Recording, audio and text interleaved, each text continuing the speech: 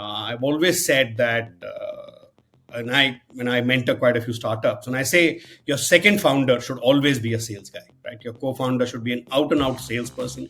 Don't be afraid of sales. People somehow feel, especially tech co-founders or tech founders, have this. I remember standing in this queue and all these army generals standing, and my father introduces my elder brother, meet my son, Captain so and so, armored corps, and win this victory, that victory, sniper. And turns to me and says, "Ye dhaga bechta hai." I was keen to switch out of textiles, but Harpal, I mean, my interview was in a Kali Pili taxi from Fort to Pedaro. That's it. Obviously, a lot of content, blogs. So what took time was figuring out that product market fit. I'm sure we were the laughing stock of the country, especially the established wealth management industry. A lot of transparency. I mean, I remember in 2015 or something, LinkedIn rated us as the best content in the world. We were number 2 in the world for finance companies. In today's episode, we join Atul Shinghal, co-founder and CEO of the wealth management startup Scripbox.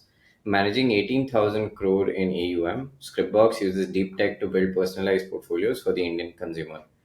Join us as we talk to Atul about fintech, starting up, and wealth creation at scale. Atul, welcome to the podcast. Thank you so much, Aviral and Mazin. My pleasure to be here. So we'll start with a rapid fire. If you could be a professional in any other field unrelated to what you do today, what would it be and why? I'd love to be in sports management. I'm a big fan of sport. I'm not Okay. wearing an Arsenal t-shirt I normally do. I think the fascination with strategy, motivation, people, achievement, that whole combination, plus obviously the love of sport. So I've thought about an alternate career, and that would be managing a team if somebody allowed me to. A football team or A football team, yes. football A team? soccer Okay. football team, yes. So we same same alternate career. Oh, I nice. would have preferred to be a Manchester United manager, I think. We'll have some fun. I would say Arsenal, but Yeah. that's a personal choice. Um, what's your favorite place for vacation? Goa, yeah, undoubtedly. I somehow it's got a sense of calmness around it. I mean, it's not that you've not traveled, but somehow, I mean, we are there next weekend again. It's something we just love as a family. It relaxes us. It's got a atmosphere around it which just calms you down, uh, takes away stress for whatever reason. For the last at least 10 years, apart from last year and maybe COVID time, you'd probably go 4 or 5 times a year. So it's one of those just places we love. Nice, good choice. What's a book that's impacted you deeply? I think To Kill a Mockingbird is something which I have always said. I somehow find the the balance of small e ethics and big e ethics and leading from the front by example, which Atticus Finch shows, is something I've lived by. I mean, it's very difficult to. It is something which my God bless soul, my father always represented to me as an absolutely upright man. So, without sounding preachy or sanctimonious, it's something I really, really, really like. To Kill a Mockingbird. It's impacted how I think about things. Good one. Quite a different book from Yeah. ones we usually hear. Uh, what's a startup that you admire?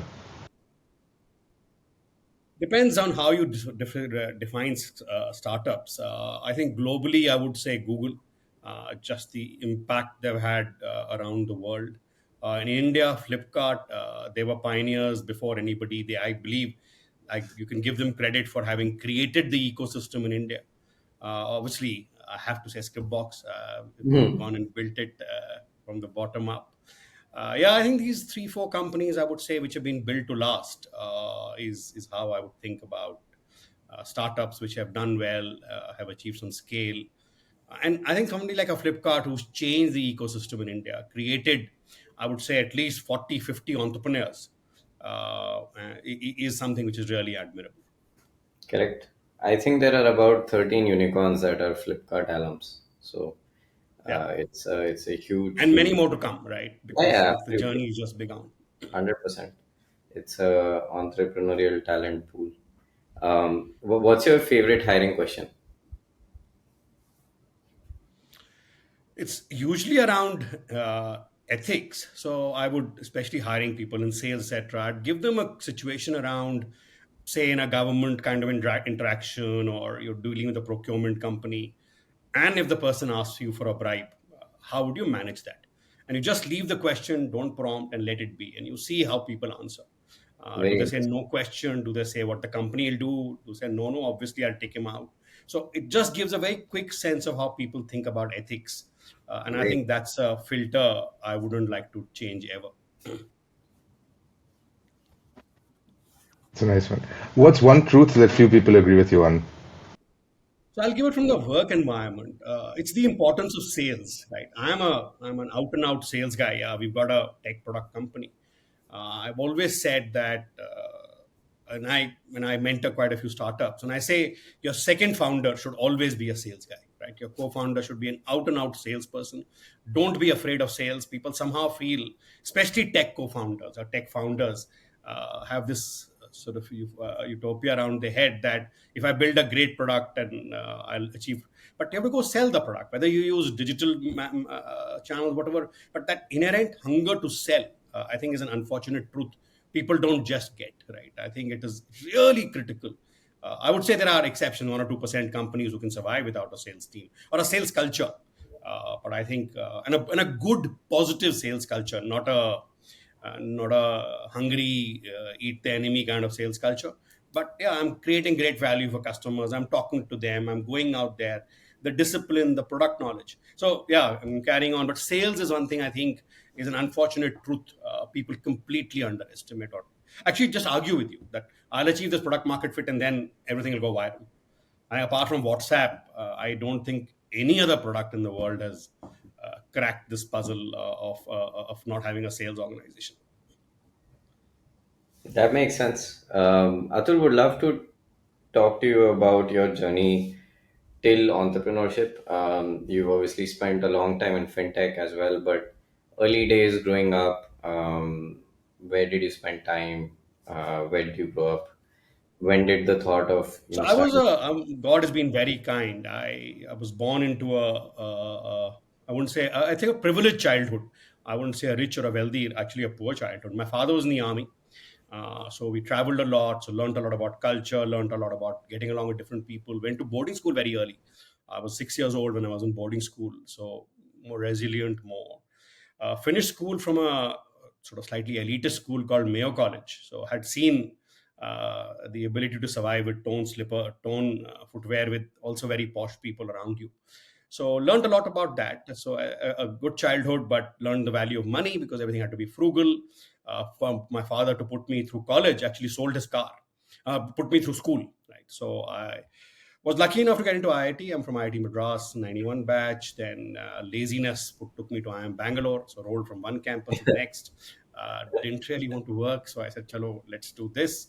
At IIT, played a lot of sport. So that's why, I mean, which is quite oxymoronical, right? That IIT, method, you should go and study. But I was sports sec. I was always out playing stuff. Did that. Started my career with a company called Madura Coats. It's a fascinating story. So in those days, if you started your career from, and we were the lucky generation, that 90 to 97 batch, I think is just phenomenally lucky because all of us were children of liberalization, right? Our salaries went through the roof. We got huge opportunities. The thing just boomed for us. So you could join Unilever, you could join Asian Paints if you wanted to learn sales, and that's my fascination. So I joined Madura Coats, and as my father, again, I keep taking his. My elder brother was serving general today. That's why he used to be a captain. So I remember standing in this queue and all these army generals standing, and my father introduces my elder brother, meet my son, Captain so and so, Ahmad Koran, win this victory, that victory, sniper, and turns to me and says, "ये धागा बेचता है." So I said, okay, all your degrees of IIT, IIM सब बराबर है. बेचता ये धागा ही है, right? But that is true, right? So I did that for 5 years. Loved it. Have walked the inners of places like Junagadh and Jamkhambaliya and Muzaffarpur and Muzaffarnagar, everywhere. So did that for 5 years. Then sort of realized textiles was going nowhere in a hurry. Combined with the fact that in its infinite wisdom, Madura Coats decided to sell its crown jewels, which is the Madura garments part of the business, to Aditya Birla, which is now obviously a huge business. And the threads guys who were sort of the cat's whiskers was a downhill business, and we kept the out of some bizarre place. Learned a lot about what not to do as a corporate when you're building businesses. Joined Standard Chartered. Wanted to switch from textiles because I knew there was not a growth industry into banking. Worked there for 1.5 years. Learned again a hell of a lot. I mean, absolute what ruthless sales means was what Standard Chartered taught me at credit cards. Then got lucky in a sense. I joined Capital One. Capital One was actually recruiting those in India with the aim to build in India. But unfortunately, in 2000, that didn't happen. They couldn't go through with their plans in India. So all of us got shipped out. And again, serendipity, guys who were clever enough went to the US, Canada. I landed up in South Africa. Maybe they saw somewhere sales in my in my CV. But unfortunately, the South African government didn't give me a work permit. They said, "Oh, you don't have talent locally. You have to go somewhere else." UK gave me a work permit, so I was in Capital One UK for a year. Uh, then got shipped from as a transfer from UK to South Africa. Spent 7, 8 glorious years there in that JV. The JV broke up, so again learned about how joint ventures work. The Capital One team were all of 35. At 35, you were old. You were used to chinos, trousers, and t-shirts. And the bank, the South African bank, was all 55-year-olds, white Afrikaans males, right, very serious about what they did. So it survived 3 years, 4 years. It broke up. I decided to stay on and learned. I did Amex cards, so I did super prime. Then I did micro lending. So all this buy now, pay later, which is a fashion. In 2005, we were among the largest in Africa. I used to run a company called Consumer Credit. I was lucky. I was an MD of a bank, of a part of a bank at 34, 35. Did that for about a year, then got kicked upstairs within the bank. And that's sort of part of the story of how I learned how to do things. In South Africa, because of the history, there's an oligopoly, right? The big four own everything, the big four banks or whatever. So Old Mutual, where I worked, owned the largest life insurance and asset management company, owned the largest bank called Nedbank, and the largest general insurance company called Mutual and Federal.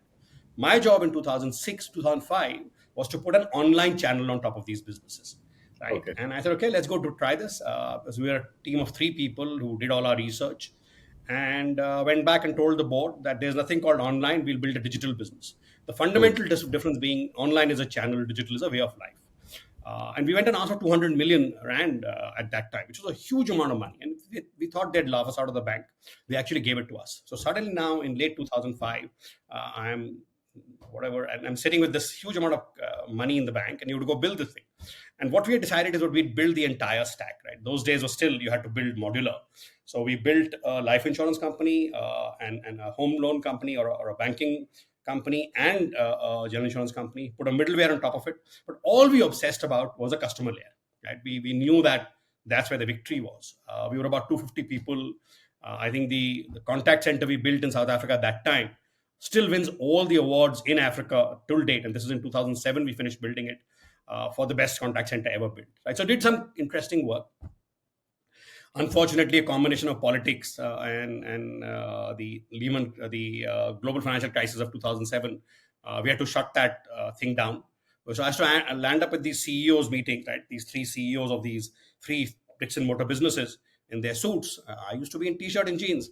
So there was a cultural challenge that how come he's got 200 million and we can't even get 2 million from the group? Because as it happens, right, any new child gets the early milk. So anyhow, so to cut that long story short, very painful. Learned how to build a digital business from the bottom up and spent a lot of money. But by the time we shut it down, I had to come back. My parents are getting old. In India was a large opportunity. So I came back with Old Mutual to India in 2008. Mazin asked, when did you asked how long I've been. July 2008, I came back. But that time I came back with the group to set up their India business.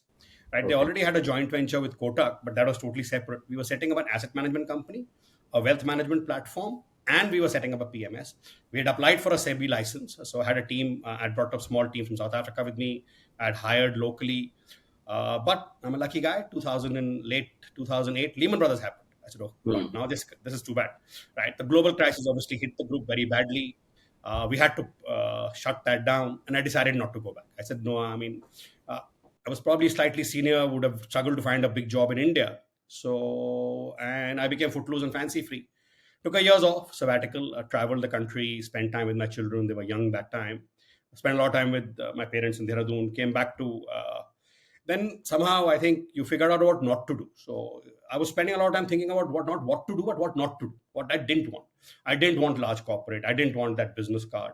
I didn't want to be a consultant, right? You could. So I said, what do I want to do? I didn't know the VC world that time very well, but Flipkart had just got funded, right, in 2009, and I have some very dear friends who were kind enough to allow me time with Axel. So I became what they call an entrepreneur in residence at Axel. Start spending time with them 2000, late 2009, early 2010. And yeah, then had a dear friend of mine and me went to Axel with the idea, said we'll do this. And they said, yeah, go for it. Those days, I don't think VCs had spent so much time on, I mean, especially seed stage, early stage, as they believed that you were doing the right thing. So 2000, I have actually two startups, and we don't talk about that much, but that's also very successful. It's called Probe 42. It's a dominant player in the banking ecosystem. Everybody uses that as their platform for information in Indian companies. So Scriptbox actually was a division of Probe. So we were building Probe. We had Axel funded. And then Betterment, Wealthfront were getting funded in the US. I had this itch that I understand digital. I know the asset management industry in India is slightly broken. The SEBI had changed quite a few regulations, right? So whole distribution was in a flux. They had taken away upfront commissions. They were forcing trail. So a lot of people had returned their sort of practices, and so I said, "Hey, this is a great opportunity to enter." So Scriptbox basically it was a combination of our own expertise, our realization there was a large gap, and a need and a belief that we could do things differently. So yeah, that's when 2012 is when we registered Scriptbox. 2013 is when we took it live. And I'll talk about Scriptbox later. Yeah. So that's my journey. Sorry, you asked a simple question, and I've No, no, no. blabbered on for a long time. That was very helpful. I think one thing that I was curious to know is how did you switch from Dhaga ka business to banking? And you had been in the Dhaga ka business for 5 6 years at least. What was the conversation like? Were people very open then? Because today, for someone to make that switch, which is almost orthogonal, it's pretty hard. So I think I'd give credit to the man who hired me, a guy called Harpal Duggal. And if you're in our vintage, he's legendary in the banking ecosystem. So his funda was very clear. I'll not get people into the bank who are from the bank because they come with standard practices. And I have a very similar philosophy. When we hire in wealth management at Scriptbox, we hire RMs from outside the industry. We felt they come with a new level of energy. So he was just looking for people who knew what they were doing. I was keen to switch out of textiles. But Harpal, I mean, my interview was in a Kali Pili taxi from Fort to Pedder Road. That's it. We spent that 30 minutes. And I thought, I'm going to this foreign bank, posh, wo Kali Pili mein taxi mein, you're all sweaty, wet. And he made me an offer. I said, okay, this is too good to be true. And I joined. So I would give credit to him, and all of us who joined that time, right, have all done reasonably well in our own careers, but nobody came from banking. Came from Wipro, came from Madura Coats, Asian Paints, different Blowplast. So traditional hardcore sales businesses is what he hired. And so now let's talk about Scriptbox and kind of early days, right? So walk us through the process. There was a bit of a gap between you registering the company and actually launching. Did you build in stealth mode? How did you go about getting feedback the first year before you launched? Yeah, so we were building. I mean, we registered quickly because we already had Probe in place. We would have registered slightly later. So that was not the. So we started building in sort of mid 2012 and early 2013. We took it live. Did a lot of consumer research as to what worked, what didn't. We found a gap for early savers. We said the people who are 27, 25, 27, just started their careers, didn't know who to go to, right? This is 2013. I mean, there was no other, apart from probably Funds India and to some extent ICICI Direct. You really couldn't go to anybody to invest, right? Your uncle, aunt, you would go to, or your neighbor, or your friend, or your LIC agent, right? And you do all kinds of, and when we did the research, somebody had one LIC policy, 7 mutual funds, 2 stocks, and there was just chaos, right? There was no structure to how you were thinking. We believe that long-term wealth creation, you had to be advised. That's our strong, deep belief. And we said for somebody who's so young, for the long term, they have to be in equity. If you have to be in equity, you have to be in equity mutual funds because buying direct equity is a bad idea. You just don't know what you're doing. And if you have to be in equity mutual funds, how do you decide? When we did our research, there were 850 equity schemes. Now, obviously, SEBI's cleaned up and that large cap, mid cap.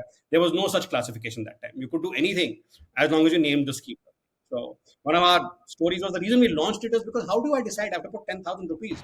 There are 850 Right. Where do you start? and Mint had the top 50, and so we said this is too chaotic, man. So again, thanks to Capital One and a bit of math, we did a lot of back testing of how could we pick mutual funds which are likely to perform, right? Again, we did our math, and we were able to reasonably with confidence. I love doing scorecards. I mean, this is I was an analyst basically, right? So we built these scorecards. We were able to say that with 4 funds, you could provide enough diversification for somebody investing 20,000 rupees. So we said equity mutual funds. How do you decide? So Scriptbox will decide for you. We went live with 4 funds, when we launched them, obviously things have changed now. Our landing page looked like Google, right? It just said how much you want to invest. That's the only question, right? What do you want to invest or how much you want to invest? 2 questions. And then we guided you through to take what you had to do. And there were obviously a lot of content, blogs. So what took time was figuring out that product market fit. I'm sure we were the laughing stock of the country, especially the established wealth management industry. Who are these jokers launching with 4 funds, right? So our view was that either we can be like ICICI Direct, and I respect Anup Bakshi team a lot, and it was like a supermarket with everything, and you need a PhD to just navigate that platform versus ours where there were 4 funds, right? So then we grew, and I mean, I tell you that there were 850 schemes, and when we unraveled the schemes, there were 243 stocks. So all of those guys had invested in 243 stocks. So there were more schemes than stocks. I mean, how do you decide, right? So we said, okay, let's keep it very, very simple.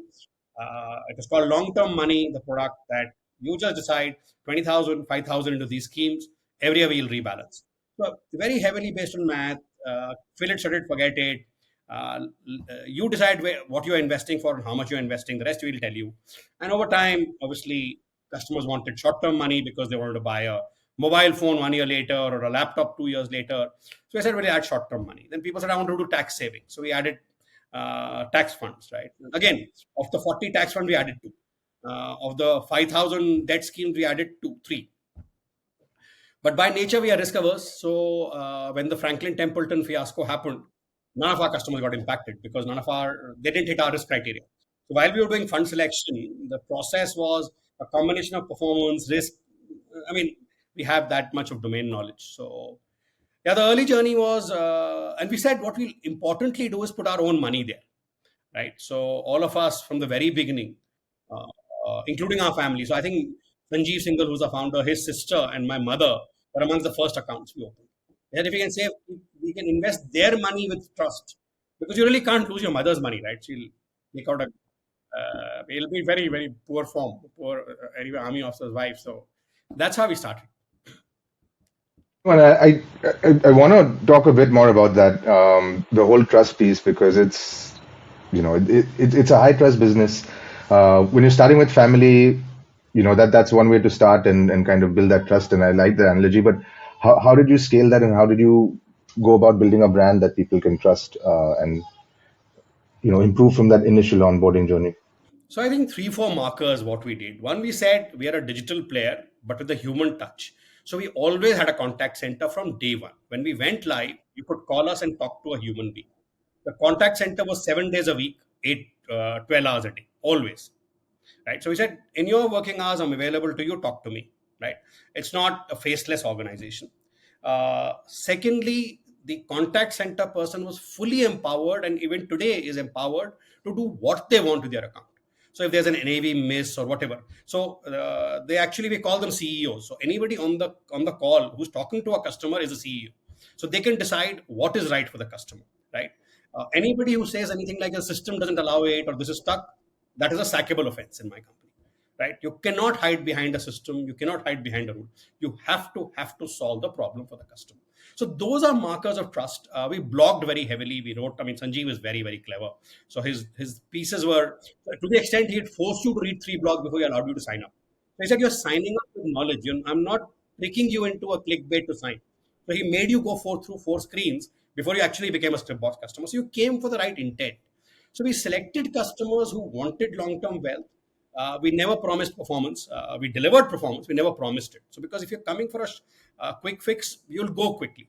So just about the kind of customer you're looking for. So the analogy we give is right. You guys all in college recently. So if there are 10 benches in the class, the first two benches and the last two benches we don't want. The first two benches know more than us. They're clever. Oh, ye kharido, wo karo, ye stock. The last two benches don't know what's going on anyway, right? It's the middle six benches are very nice for us. Simple, boring human beings. Who say, "Ki, boss, I am too busy. You take care of my money. Do it ethically." Yeah, so it's about these practices which helped us build trust. Lot of transparency. I mean, I remember in 2015 or something, LinkedIn rated us as the best content in the world.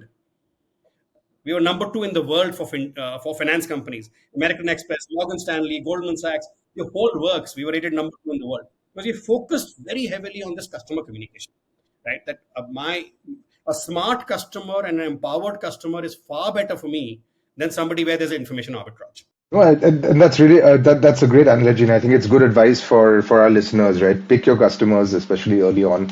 Um, yeah, if you try to build something for everyone, it never really works. Um, and so, wanted to talk about kind of the next phase of your journey. You guys have grown almost 10x, and acquisitions have played a pretty big role. Can you walk us through your strategy and how do you think about acquisitions and So what happened in 2019? We were looking at the company. We'd been around 6 years. There was early success. We had capital in the bank. We had raised some money, but we were not growing as fast as we'd like. Right. So what had happened is that there was a large number of fast followers and extremely capable people at Paytm Money, ET Money, Grow had come in, and they had moved the narrative to direct funds. Right, and we were slow to react. We were saying no direct funds. You have to pay for the advice you get. RIA business models were not established. So we've always believed that we add value to our customers and we need to get fairly paid. Another logic was if we don't make money, how do you make sure that customers make money? Because you'll not survive. So anyhow, to cut a long story short, in 2019, we realized our customers had matured. Right. For example, the first cohort, which gave us 3 crores in year one in 2013, the value of that cohort today is 130 crores. And by that time, it had hit about, I would say, 80, 90 crores. The net growth, right? Money growing, they're putting in more money over time. So customers are now saying, give us more. Dil mange more became a very clear cry for us. They're saying, we're matured, the simplicity worked for us. And we were seeing at about 8 to 10 lakhs of wealth with us. People are just saying, yeah, it's met my basic needs. Now I want something cleverer. Right. So we wanted to pivot. And plus, we realized that our sophistication of our product, which was long-term wealth creation, need-based investing, sort of goal-based sort of portfolios, actually made a lot more sense for people with a bit more money. Right? So people at 30 to 50 lakhs, 50 lakhs to 1 crore is where we saw the gap. We said, how do we acquire these customers? Now, to acquire these customers is not easy, right? Because then nobody switches a relationship digitally. Then, okay, let's go learn about these customers, right? So we said, okay, we'll go buy some businesses. And God's been extremely kind. I mean, I think I must have done something right in my previous life. Each of our partners has taught us, has been supportive. And I don't say this just for public forums. I actually genuinely mean it. They have been superb at what we have done. We've in 2010 March, 2020 March, when COVID happened, we were 1,000 crores. We'll cross 20,000 in the next 6 to 8 weeks, right? So it's been great growth for everybody around. So the strategy to acquire businesses was one, to learn from them, to bring skills we didn't have a geographical presence. Because what happens is, the moment you cross 50 lakhs to about a crore, you need a human relationship. So we realized omni-channel was a way to go.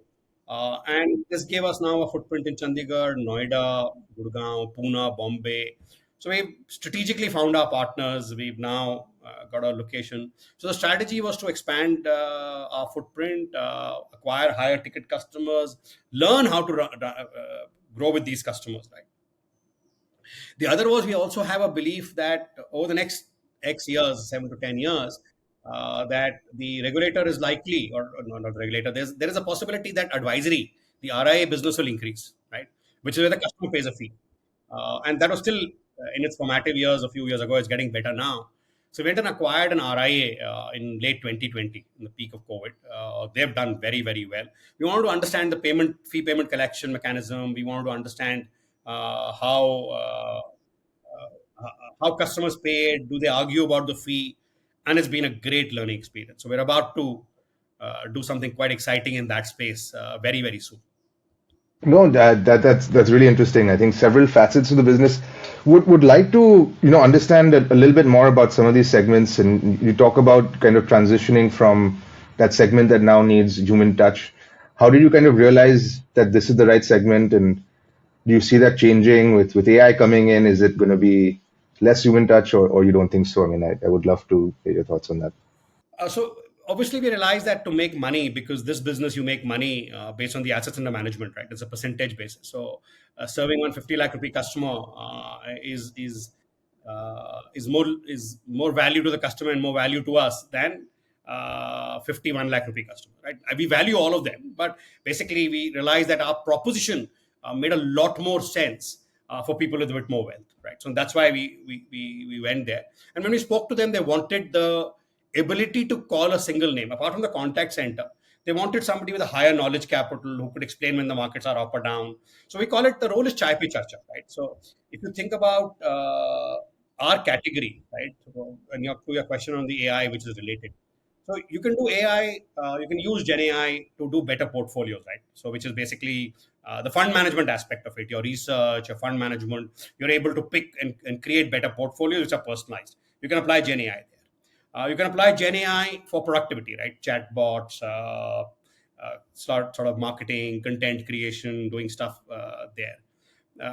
Or you can also think about GenAI as the customer interface. I believe health and wealth are two areas where the human touch will continue to be important for many years to come, because that emotional contact is very, very important. Who do I talk to when I don't know enough? It's very, very difficult for you to interact, especially for a 50-year-old or 45-year-old, to interact with a bot. So we believe the value of GenAI is to make the relationship manager smarter, better, more knowledgeable, rather than sort of get that interaction to be with GenAI. So that's how we think about these things, Mazin. So we do believe in GenAI, but not for the customer engagement part. No, that makes a lot of sense. That makes a lot of sense. And talking about customer engagement, can you walk us through how do you think about retention? You guys have had phenomenal retention rates. What are some of the things you measure, and are there some cultural aspects that contribute to it? You spoke a bit about the roles of your customer service agents, of course, and I think that's crucial.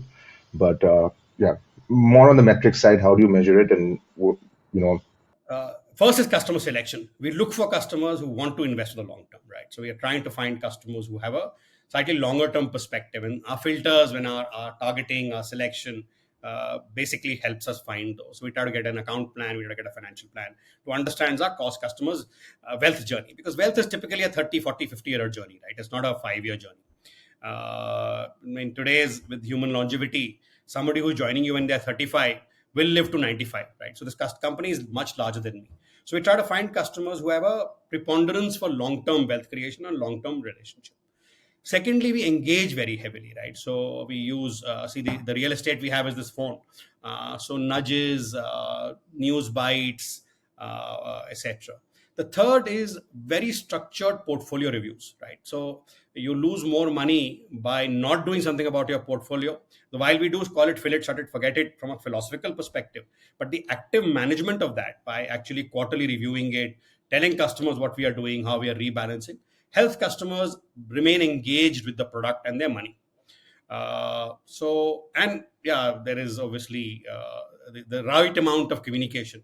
So month end balances, a CEO newsletter.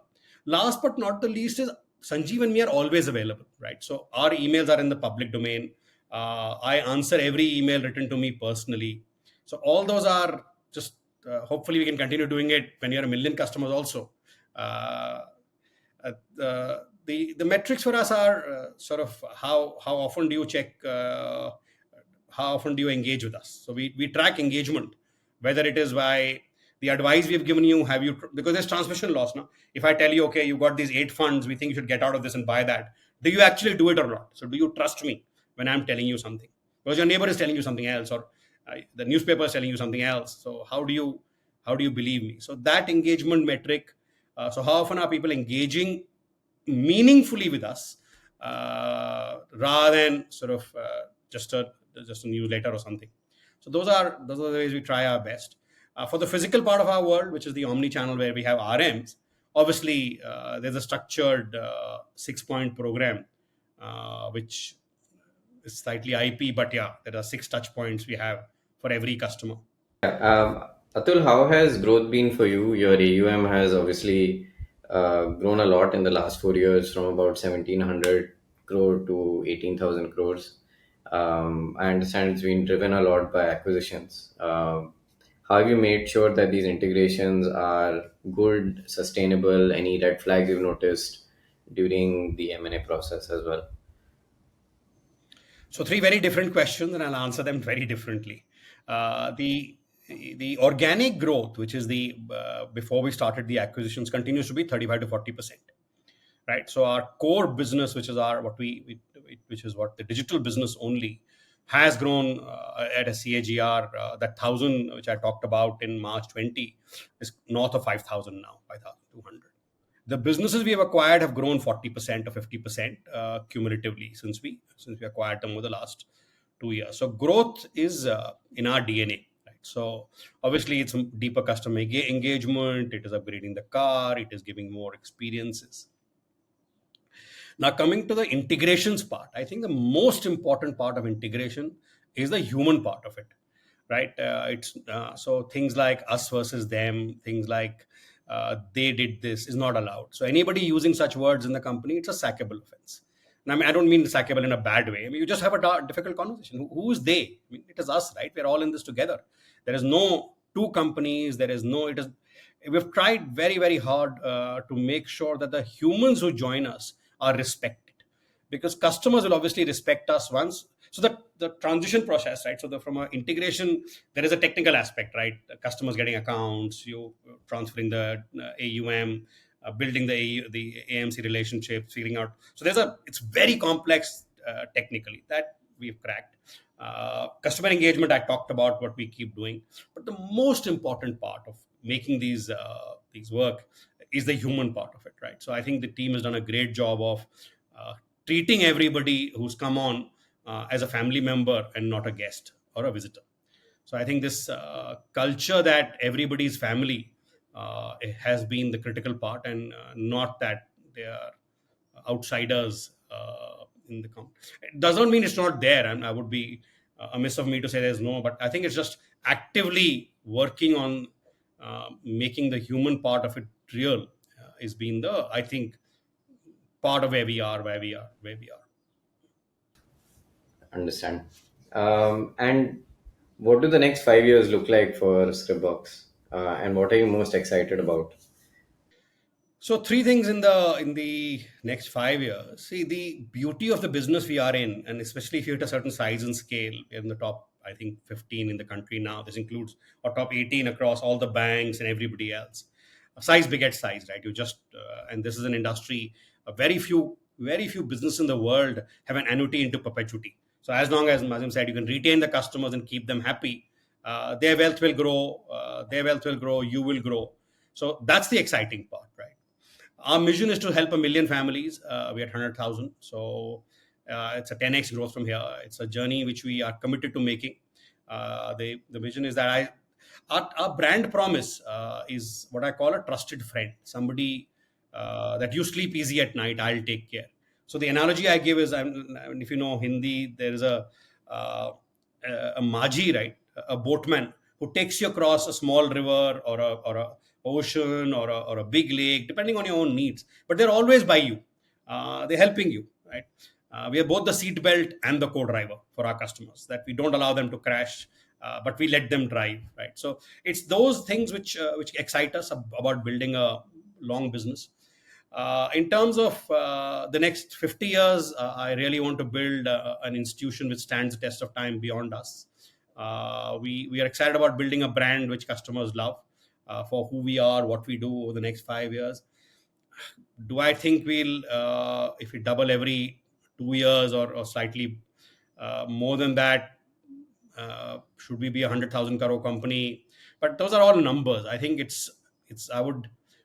what keeps me awake at night is something going wrong, right? It is a trust business, as we spoke about. So how do we make sure that we don't breach our customers' trust, either from a data perspective or from our behavior or any of our outcomes? So I think just keeping those So next 5 years are just scale, more customers to serve, more geographies to be in, and yeah, and doing more of the simple things. So we don't plan to make it. Uh, Sanjeev and me say we got small brains. Yeah, we don't like complex things. Thoda dimag hai, use it to do what you do well. Just keep this customer engagement going. And wealth is a business which has been around for 200 years, will be around for 200 years. So keep building.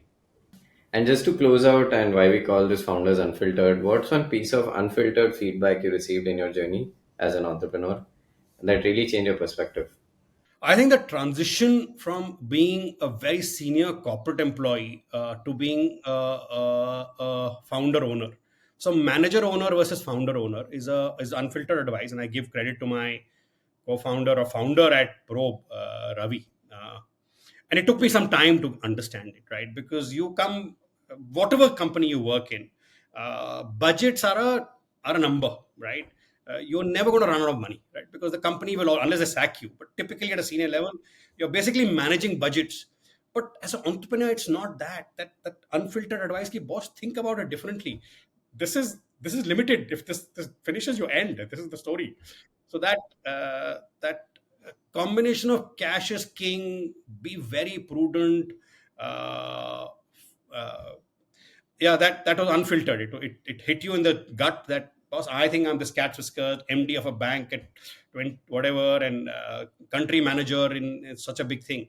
Entrepreneurship is a completely different ball game. Even if you're funded, you have to think about it very, very differently. Yeah, So that so was, I respect the advice. I think that that makes sense. It's like stop thinking like a manager, think like a founder. It's a very different Yeah, mind. founder manager, owner manager. I think of a founder owner and founder manager. I think you can be a founder. I mean, you're thinking, being efficient, but how you think about uh, the metrics, how you think about money, Hmm. is very different if you're an owner versus a manager. Awesome. Atul, thank you so much for sharing your insights and your journey. Wishing you all the best with Scriptbox as you go into the next phase. I'm sure a lot of our listeners have learned about wealth management and building a company over a decade or more. Thank you very much. I really appreciate you taking the time out on a Sunday. Enjoyed that conversation.